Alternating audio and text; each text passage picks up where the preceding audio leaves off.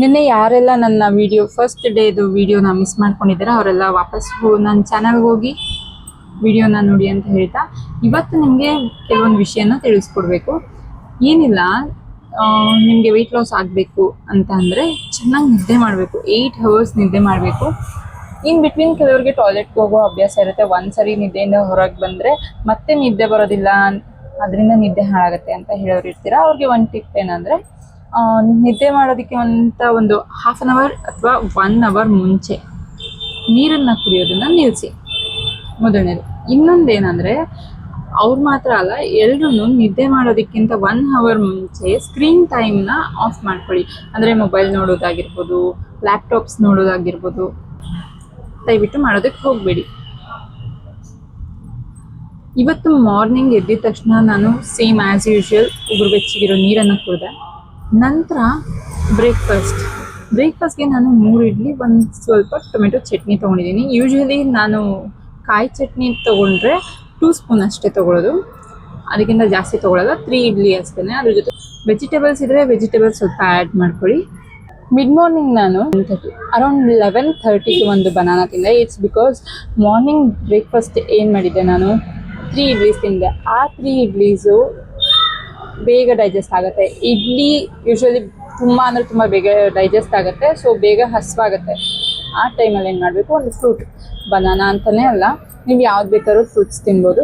ಅಥವಾ ಇನ್ನೊಂದು ಆಪ್ಷನ್ ಇದೆ, roasted ground nuts. Peanut butter ದಯವಿಟ್ಟು ತಿನ್ಬೇಡಿ. Peanut butter is made up of peanuts and sugar. So ನೀವು ಡಯಟ್ ಮಾಡೋದು ವೇಸ್ಟ್ ಆಗಿಬಿಡುತ್ತೆ ಶುಗರ್ ಕನ್ಸ್ಯೂಮ್ ಮಾಡೋದ್ರಿಂದ. ಸೊ ಪೀನಟ್ ಫುಲ್ಲು ರೋಸ್ಟ್ ಮಾಡಿಬಿಟ್ಟು ತಿನ್ನಿ, it's very good for health. ನಾಳೆಗೆ ನೀವು ಸ್ವಲ್ಪ ಸ್ಪ್ರೌಟ್ಸ್ ಹೇಗೆ ನೆನೆಸ್ಬೇಕು, ಎಷ್ಟು ನೆನೆಸ್ಬೇಕು, ಒಂದು ಬೌಲ್ ಪೂರ್ತಿ ತಗೊಳ್ಳೋದು ಮಾಡಬೇಡಿ.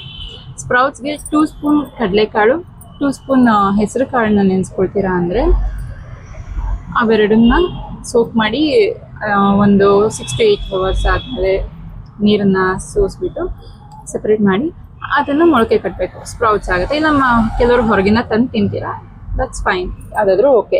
ಬಟ್ 2 ಸ್ಪೂನ್ಸ್ ತಗೊಳ್ಳಿ. ಅದು ಡೈರೆಕ್ಟಾಗಿ ಹಸಿದೇ ತಿನ್ನಬೇಡಿ. ಕೆಲವ್ರಿಗೆ ಅದನ್ನು ತಿಂದರೆ ಫುಲ್ ಗ್ಯಾಸ್ಟ್ರಿಕ್ ಆಗುತ್ತೆ, ತುಂಬ ಹೊಟ್ಟೆ ನೋವು ಬರೋದು, ಆ ಥರ ಎಲ್ಲ ಆಗುತ್ತೆ. ಏನು ಮಾಡಬೇಕು ಅಂತವ್ರು ಅಂದರೆ ಸ್ಟೀಮ್ ಮಾಡ್ಕೋಬೇಕು. ಸ್ಟೀಮ್ ನಾನು ಹೇಗೆ ಮಾಡ್ತೀನಿ ಸ್ಪ್ರೌಟ್ಸ್ ಅಂದರೆ, ಒಂದು ಪಾತ್ರೆಯಲ್ಲಿ ವಾಟರ್ ಬಾಯ್ಲ್ ಮಾಡೋಕೆ ಇಟ್ಬಿಟ್ಟು, ಒಂದು ಜಾಲರ ಥರ ಇದೆ ನಮ್ಮ ಮನೇಲಿ, ಅದರೊಳಗೆ ಸ್ಪ್ರೌಟ್ಸ್ ಹಾಕಿಬಿಟ್ಟು ಕವರ್ ಮಾಡಿಬಿಡ್ತೀನಿ. ಅದು ಚೆನ್ನಾಗಿ ಸ್ಟೀಮ್ ಆದಮೇಲೆ ಅದನ್ನು ಕನ್ಸ್ಯೂಮ್ ಮಾಡ್ತೀನಿ. ನೀವು ಬೇಕಿದ್ರೆ ಅದನ್ನು ಫಾಲೋ ಮಾಡಿ. ಹಸಿ ತಿಂದರೆ ನಿಜವಾಗ್ಲೂ ಕೆಲವ್ರಿಗೆ, ನನಗೆ ಆಗುತ್ತೆ, ನನಗೆ ಗ್ಯಾಸ್ಟ್ರಿಕ್ ಪ್ರಾಬ್ಲಮ್ ಆಗಿಬಿಡುತ್ತೆ. ಅದಕ್ಕೋಸ್ಕರ ನಾನು ಅದನ್ನು ಸ್ಟೀಮ್ ಮಾಡಿ ತಿನ್ನೋದು. ಅದ್ರ ಜೊತೆಗೆ ನೀವು ನಾಳೆಗೆ, ಇದು ನಾನು ಹೇಳ್ತಾ ಇರೋದು, ಇವತ್ತು ನಾನು ಮಧ್ಯಾಹ್ನದ ಊಟಕ್ಕೆ ರೈಸ್ ಮತ್ತು ಉಪ್ಸಾರು, ಸೊಪ್ಪಿನ ಪಲ್ಯ, ಇವು 3 ತಿಂದಿದ್ದೀನಿ. ಏನು ನಾನು ತಿಂದಿದ್ದೀನಿ ಅದು ಪ್ರಪೋರ್ಷನ್ ನೋಡ್ಕೊಳ್ಳಿ. ರೈಸ್ ಸ್ವಲ್ಪ, ಪಲ್ಯ ಜಾಸ್ತಿ, ಸಾಂಬಾರು ನೀವು ಹಾಕ್ಕೊಳ್ಳಿ. ನಿಮಗೆ ಮನ್ಸಾರು ಸಾಂಬಾರು ಹಾಕ್ಕೊಳ್ತೀನಿ. ಸಾಂಬಾರಲ್ಲಿ ಯಾವತ್ತೂ ನೀವು ಸ್ವಲ್ಪ ಹಾಕೊಳ್ಳೋದು ಆ ಥರ ಎಲ್ಲ ಮಾಡೋಕ್ಕೆ ಹೋಗ್ಬಿಡಿ. ಮನ್ಸಾರೇ ಹಾಕ್ಕೊಳ್ತೀನಿ. ನಿಮ್ಗೆ ಎಷ್ಟು ಕ್ವಾಂಟಿಟಿ ಬೇಕೋ ಅಷ್ಟು ತಿನ್ನಿ. ಸಾಂಬಾರಲ್ಲಿ ಯಾವುದೇ ಡಯಟ್ ಇರೋದಿಲ್ಲ. ಬಿಕಾಸ್ ದಾಲ್ ಯೂಸ್ ಮಾಡಿದರೆ ಅದೆಲ್ಲ ತುಂಬ ನ್ಯೂಟ್ರಿಷನ್ ಜಾಸ್ತಿ. ದಾಲಲ್ಲೆಲ್ಲ ಪ್ರೋಟೀನ್ ಅಥವಾ ನ್ಯೂಟ್ರಿಷನ್ಸ್ ಏನಿದೆ ಅದೆಲ್ಲ ಜಾಸ್ತಿ ಇರುತ್ತೆ. ಸೊ ನೀವು ಅದನ್ನು ಜಾಸ್ತಿ ಕನ್ಸ್ಯೂಮ್ ಮಾಡೋದ್ರಿಂದ ತುಂಬ ಒಳ್ಳೆಯದಾಗುತ್ತೆ. ಬ್ಯಾಡ್ ಕೊಲೆಸ್ಟ್ರಾಲ್ ಅಥವಾ ಫ್ಯಾಟ್ ಕಂಟೆಂಟ್ನ ರೆಡ್ಯೂಸ್ ಮಾಡ್ಕೊಳ್ಳೋದಕ್ಕೆ ಫುಡ್ಡಲ್ಲಿ ನಾವು ಇದನ್ನೆಲ್ಲ ಸ್ವಲ್ಪ ಜಾಸ್ತಿ ಕನ್ಸ್ಯೂಮ್ ಮಾಡಬೇಕಾಗತ್ತೆ.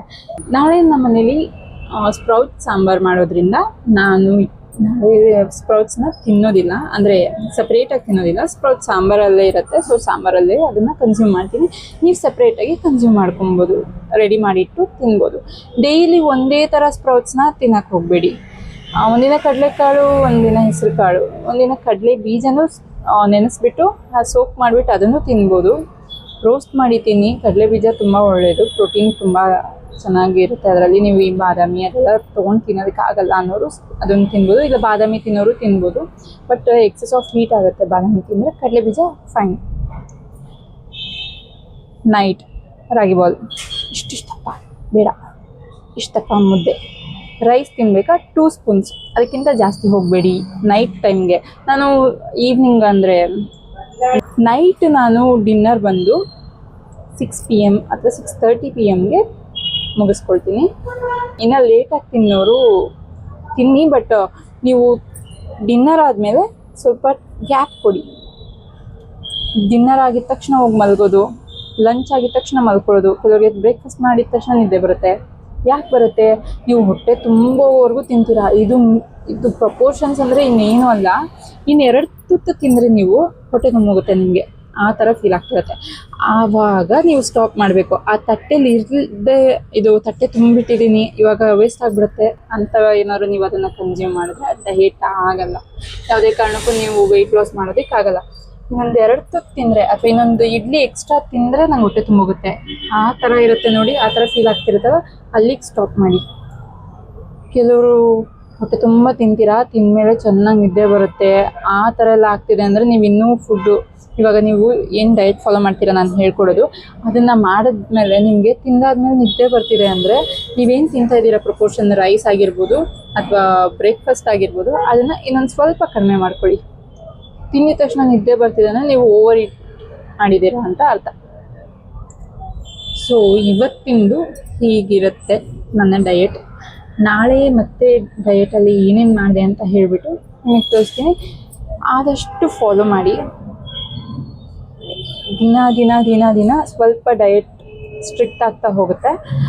ನಾನು ಸ್ಟಾರ್ಟಿಂಗಲ್ಲಿ ಸ್ವಲ್ಪ ಲೀನಿಯೆಂಟಾಗಿ ಬರ್ತಾಯಿದ್ದೀನಿ, ಯಾಕಂದರೆ ನಿಮ್ಮ ಬಾಡಿಗೆ ಸಡನ್ನಾಗಿ ಡಯಟ್ ಮಾಡೋಕ್ಕೆ ಹೋದಾಗ ಸಡನ್ನಾಗಿ ಅಡ್ಜಸ್ಟ್ ಆಗೋಲ್ಲ.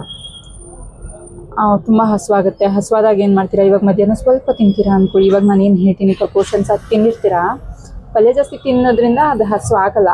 ಆದರೆ ನೀವು ಸಡನ್ನಾಗಿ ಸ್ಟಾರ್ಟ್ ಮಾಡ್ತಾ ಇರೋದ್ರಿಂದ ಏನಾಗುತ್ತೆ, ನೈಟ್ ಅಷ್ಟರಲ್ಲಿ ನೀವು ತುಂಬ ಲೇಟಾಗಿ ತಿನ್ನೋರಾದರೆ ತುಂಬ ಹಸುವಾಗಕ್ಕೆ ಶುರು ಆಗುತ್ತೆ. ಹಸುವಾದಾಗ ಏನು ಮಾಡ್ತೀರಾ, ಮಧ್ಯಾಹ್ನ ಏನು ರೆಡ್ಯೂಸ್ ಮಾಡಿರ್ತೀರಾ ನೈಟ್ ಅದನ್ನು ಜಾಸ್ತಿ ತಿಂದ್ಬಿಡ್ತೀರಾ. ಸೊ ಅದು ಆಗಬಾರ್ದು ಅನ್ನೋ ಕಾರಣಕ್ಕೋಸ್ಕರ ಈವ್ನಿಂಗ್ ಟೈಮಲ್ಲಿ ಸ್ನ್ಯಾಕ್ಸ್, ಈ ಸ್ಪ್ರೌಟ್ಸ್ ಆಗಿರ್ಬೋದು, ರೋಸ್ಟೆಡ್ ಗ್ರೌಂಡ್ನಟ್ ಆಗಿರ್ಬೋದು, ಇದು ಸ್ಪ್ರೌಟ್ಸು, ಇದನ್ನು ತಿನ್ಬೋದು.